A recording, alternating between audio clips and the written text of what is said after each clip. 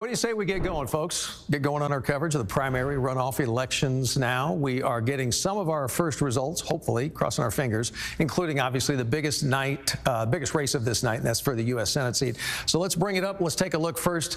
Here we go. Ken Paxton, John Cornyn, and 81,000 for Paxton so far, 51,000. So what are those numbers representing? Bottom line is this is all early voting numbers that are coming in. So don't read a ton into it just yet. It's just after 7 o'clock, but Ken Paxton off to a dominant lead tonight, which would not be necessarily a shock if you've been listening to pundits over the last few days. But again, super early. We've got more early results coming, and we also, of course, have the day of election results. So we'll move on there and head to the Republican race for Attorney General. This is Chip Roy and Mayes Middleton.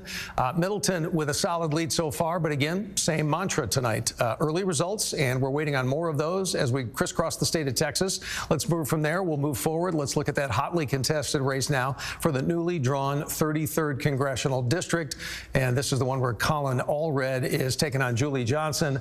Hotly contested. It has been a firestorm back and forth, and we have zero results so far for those two from the early voting results. With that, I want to bring in our Jack Fink, our political reporter tonight, in our newsroom with our panel of Texas political experts. First big drop of votes, and I would argue maybe not necessarily that big, but what's sticking out to you so far? Well, just looking at the results, Doug, and the fact when you look at Paxton going out to a sizable lead, 61% versus Cornyn at 39%. This is, I think this may be over with. Certainly sounds like it. I want to introduce our amazing panel. Starting at my far right, we have SMU political science professor Matthew Wilson. Then we move over to Democrat Jane Hamilton, who ran President Joe Biden's campaign in Texas in 2020.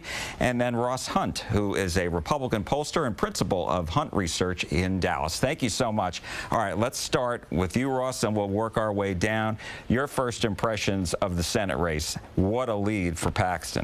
It is still too early to say anything decisive, but what we can say at this point is that Cornyn is definitely underperforming relative to what one would expect based on his round one results in certain urban counties, particularly northern DFW. Yeah. We would have expected on the basis of the round one results, if the Hunt voters for the third party, the other candidate, collapsed proportionally, for Cornyn to be at 63% of the vote in Dallas County. Instead, he's winning there by less than 1,000 votes. And we have similar results out of Tarrant County. Now, Harris County and many other major urban counties around the state remain to be seen what the early votes are. And of course, we did have all the votes on Election Day. We don't know how many votes on Election Day were cast.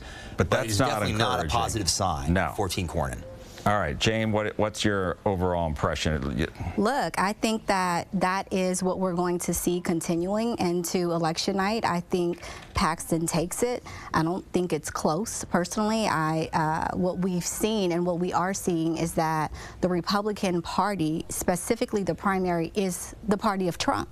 And so I think Paxton takes this very handedly, which frankly sets Democrats up for exactly what they want to see. I mean, across the state, Democrats and independents, and I'd say some Republicans, have really wanted to see this matchup, Paxton and Tellerico. You've got Paxton, a lot of opposition research out there that Senator Cornyn has done the work. He called them the kiss of death for the Republicans in the general election in November, and we agree.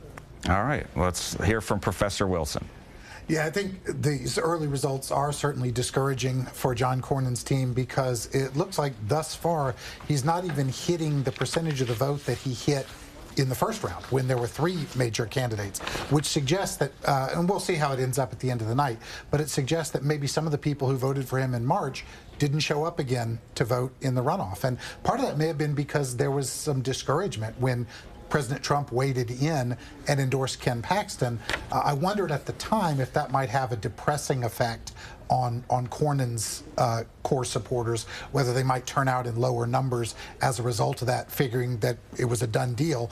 That may be what we see play out tonight. And just as you're talking, we can pop the numbers back up because we're going to keep seeing these numbers change throughout the evening, and it may tighten up a little bit.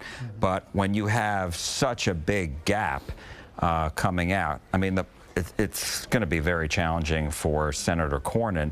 And I was wondering, you know, President Trump right after March 3rd, came out. Remember, on March 4th, he came out, he said, I'm going to, handpick somebody, and the other person's going to have to drop out, and then it never materialized. And it was really a brilliant move, I thought, on Paxton's campaign. Paxton came out and said, because everybody thought Cornyn was going to get the nod, Paxton came out and said, look, if I may drop out of the race if the Republicans and Cornyn can get the Save America Act passed, because this was President Trump's top issue, still remains his top issue, and we haven't seen the Senate Republicans do that. And do you think that really took it away from Cornyn at that point, sucked out some of that oxygen there? Well, Cornyn had amazing support on the Hill. I served as the chief of staff on the Hill. And what I hear from my Republican friends, because I do have Republican friends, they said, like, look, we're working overtime on the Hill to support Cornyn. They wanted him back. Yep. And that's huge. They lost that battle to Trump. Yeah. Yeah, well, I mean, what that points to is that a lot of the things that used to be reckoned as positives, things that were a credit to legislators, having friends across the aisle, yeah. That's right. Having an ability to negotiate deals, compromise on certain points of legislation, having a kind of reserved, genteel, courtly manner of politics, all that characterizes John Cornyn. That used to be regarded as an asset. It is now among the party bases, and I would say this goes beyond just the Republican Party. So more and more on the Democratic side as well, but that's a story for another day. Those things are regarded now as liabilities. That is, the party bases want bare-knuckle partisan brawlers. I think that's right, Matthew. I think we have a new set of virtues in American politics today that revolves around being a fighter and emphasizing the core issues of your party. And I think those two things characterize both President Trump's approach to the Senate race and also the approach that Attorney General Paxton appears to have taken as well, emphasizing that core issue of immigration and border security that was so crucial to Texas voters, and I think remains crucial to many of them today, and also just emphasizing his desire to support the winner. He was going to support Cornyn when he thought that Cornyn was the most likely one to win the state and hold the state. Yeah. And now maybe he's supporting Paxton possibly for the same reason. And so I think that there's definitely a change in the character and the tenor of party politics, but I think that the president and also Attorney General Paxton are emphasizing their willingness to fight for the state. Well, I think, and that's something that we're going to keep discussing as the night goes on, but we're going to toss it back to Doug now. Doug? Yeah, really great discussion, though, Jack. I appreciate that. So much of what they're talking about, I think we've all been feeling as we watch from afar. Just bringing you up to speed, 16% of the vote in Paxton, Cornyn right now. Paxton with a better than 20-point lead.